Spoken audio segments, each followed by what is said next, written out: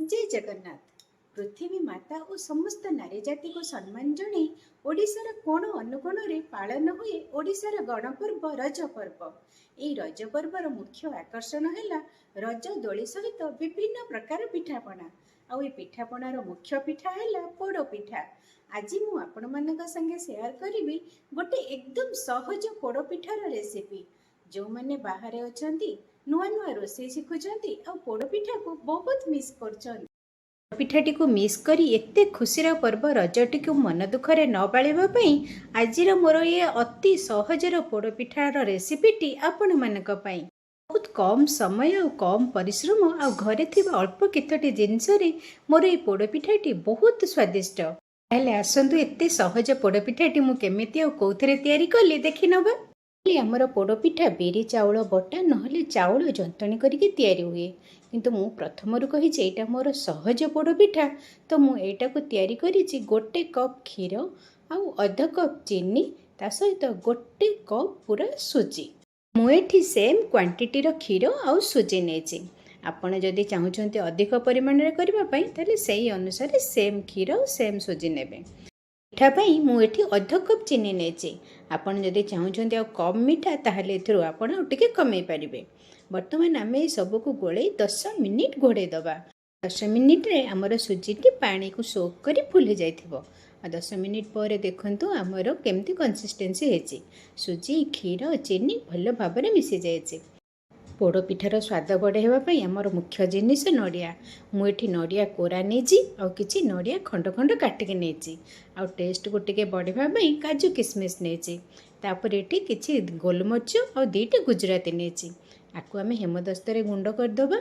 गोलमरिचटी एमती दरदरा गुंड होइथिबो आ गुजराती रो एमती चोपाटा को आमे टिके मक्ची देले गुजराती रो भितर मंजी गुडा बाहर जीवो। चोपा गुडा को आमे अलगा करी रखिदबा।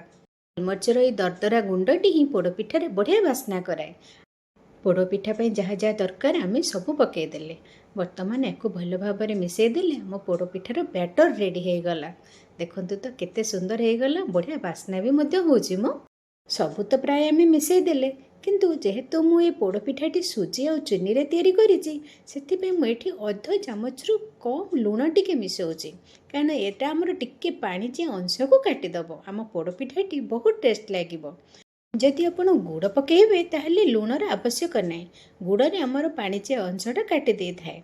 आमर बैटर रेडी हो गला। तापर आमे पोड़पिठा को बेक करिबा। पोड़पिठा को आम ए कुकर रे तैयारी करवा। प्रथमे कुकर को आगे टिके गरम करवा। तापर मुझे गोटे चामच घी नेछि। ये घी को आम कुकर चारिपटे जगह आग भलरे लगेदबा, जेमती आमर पोड़पिठाटी भलरे छाड़ी आसीबो। ठंडार केबे करिबेनी, आग कुकर को टिके नाकु गरम करदेबे।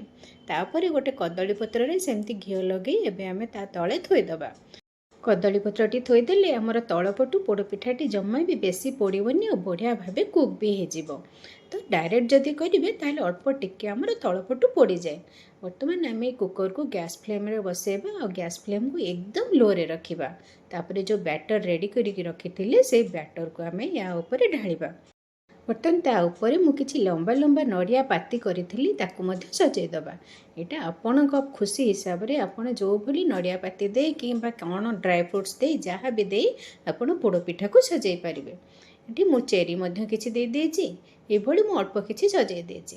तापर आमे कुकर रो कवर दबा आउ तार हुइसिलटी को खोली दबा। एको आमे सेमती लो फ्लेम रे 15 ରୁ 20 मिनिट आमे कुक करबा।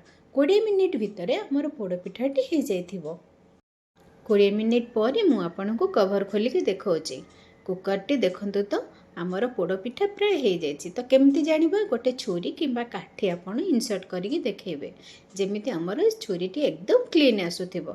मु भी देखौछि मोर छुरीटी देखंतु एकदम क्लीन आसलानी। बर्तमान आमे गैस फ्लेम को ऑफ करिबा आ ताको ठंडा हवा पई छाड़िबा। ठंडा हैला पर जाई आमर पोड़पिठाटी बहुत सहजरे बाहरी आसीबो।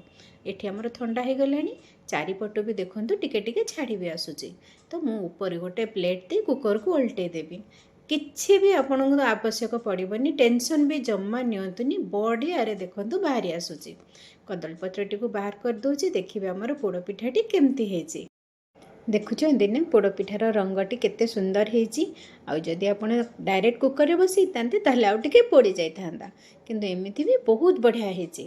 ତଳ ଉପର ସବୁ ଦେଖାଉଛି ଆଉ ନରମ ବି ହେଇଛି। ଆପଣଙ୍କୁ ଚାଉଳ ଜନ୍ତୁଣିର ଟେନସନ୍ ନେବା ଦରକାର ନାହିଁ କି ବିରି ଚାଉଳ ବାଟିବା ମଧ୍ୟ ଦରକାର ନାହିଁ। ମୁଁ କାଟିକି ଆପଣଙ୍କୁ ତାର ମଝି ଦେଖାଉଛି। କେତେ ବଢ଼ିଆ ଭାବରେ ଆମର ପୋଡ଼ପିଠାଟି ହେଇଛି।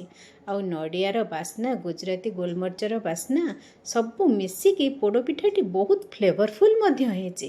ଟେଷ୍ଟ ବି ବହୁତ ବଢ଼ିଆ ହେଇଛି। ଆପଣ ବିଲକୁଲ ବି ଟେନସନ୍ ନ ନେଇ ଯଦି ପୋଡ଼ପିଠା କରିବାକୁ ଚାହୁଁଛନ୍ତି, ଏଇଭଳି ଅତି ସହଜ ଉପାୟରେ ଆମର এই ପୋଡ଼ପିଠାଟି ତିଆରି କରନ୍ତୁ ଆଉ ରଜକୁ ଅତି ଖୁସିରେ ପାଳନ କରନ୍ତୁ। ଦେଖିଲେ ତ ଅତି ସହଜରେ ମୁଁ କେମିତି ଏତେ ଟେଷ୍ଟି ପୋଡ଼ପିଠାଟି ତିଆରି କଲି। ଭଲ ଲାଗିଲା ନା ଆପଣଙ୍କୁ ମୋର ଏ ପୋଡ଼ପିଠାଟି? ଯଦି ଆପଣଙ୍କୁ ଭଲ ଲାଗିଲା ତାହେଲେ ଚ୍ୟାନେଲକୁ ସବସ୍କ୍ରାଇବ୍ କରିଦେବେ ଆଉ କମେଣ୍ଟସ୍ ଦେବାକୁ ଜମା ବି ଭୁଲିବେନି। ହଁ, ଲାଇକ୍ ବଟନ୍ ପ୍ରେସ୍ କରିଦେବେ ଆଉ ସାଙ୍ଗମାନଙ୍କ ସହିତ ସେୟାର ମଧ୍ୟ କରିଦେବେ।